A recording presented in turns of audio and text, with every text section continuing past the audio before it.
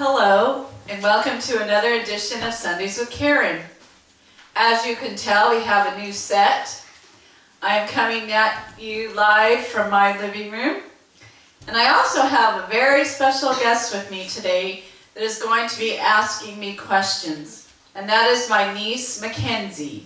So McKenzie, come on in here. Hi. Hi. Okay, Hi, so everyone. This is my niece, McKenzie, and now she's going to ask me some questions. Yeah, let's get to it. Karen, I was just wondering if you have any, childhood toys, or what was your favorite childhood toy or memory? Okay. Something you'd like to share with me? Okay. When I was a little girl, when I was about 4 years old, I lived in Germany because my dad was in the Air Force. And we went on a trip to Italy. And I got to climb up the Leaning Tower of Pisa with my mother. Pizza? Pisa, the Leaning Tower of Pisa. Which is? It's a big tower, round tower, and it leans. And you get to climb. And we got to climb up. And as I was climbing up, I was really scared. And there was some girls off to the side that had had their first communion, and so they were all dressed up in these pretty wedding dresses. And I kept crying, "I'm too little, I'm too little." And my mom didn't know what was going on, but finally, I thought that I was climbing up that tower to get married. And I thought my mom was taking me up there to get married, and I was scared because I was too little. So, do you have any, childhood toys you remember or anything? Yes, I do, and I have one right over here. This is a clown doll that I used to have when I was about 2 years old. And I heard this wasn't its original outfit, or did it come with an outfit? it came with an outfit, but that's not the original outfit. A few years ago, a friend of mine made that for me. But I got it when I was about 2 years old from the Green Stamp store. So. That's very interesting. All right, so our next question is, if you could live anywhere in the world, where would it be, why, and what would you do? Well, there's two places that I would like to live. One is in downtown Salt Lake City, Utah, because that's where a lot of my family is from, and I have visited there quite a bit. And I really just like the downtown atmosphere and all the pretty buildings there and all the history that's there.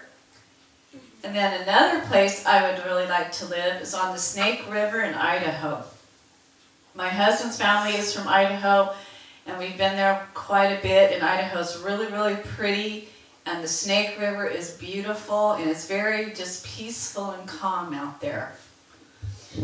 So, did you mention about your parents, your grandmother, was he?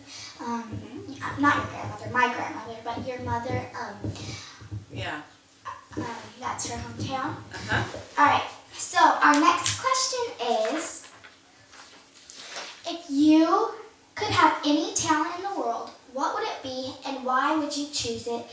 And do you think you'd have a career in this talent? Well, there's two talents that I wish I had. I would really like to be able to sing. I like to sing, and I think it would just be so nice to be able to have a beautiful voice to sing. And then another talent that I would like to have is writing. I would love to write a book or some stories or something, and it would just be so nice to have the talent to be able to put thoughts and feelings down into words that would be clear and flowing. I would like to probably have some career with something with writing, though, and I think that could be possible, but I don't think maybe the singing would be reasonable. No. Yeah, and to wrap it up, we're going to ask one last simple question, and it is, where did it go? If you could travel in time and go see anybody in the world, in our world's history, or any time in the world, who would it be and why? Oh, wow, that's a hard question because there's so many people that I would like to meet, but if I have to narrow it down, I would love to meet Annie Sullivan and Helen Keller. I really admire these two women greatly for what they accomplished in their life and overcame tremendous obstacles. I would love to talk to Annie Sullivan and ask her what her techniques were and what her thoughts were about Helen and how, she helped her. And I'd also like to talk to Helen Keller, of course, to ask her how it was being deaf and blind and how she was able to overcome that.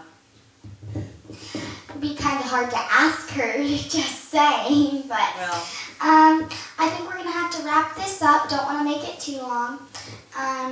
Do you have any last thoughts or things you'd like to say, Karen? just I'd like to thank everybody for watching, and especially thanks for McKenzie for coming out and helping me with this today. And we'll look forward to seeing everybody next week. And I'd like to thank Karen for letting me do this. And another thing is, don't forget to comment on her blog. Here. Okay, thanks McKenzie. Bye. And thank you for reminding everybody to comment. We'll see you next week. Bye.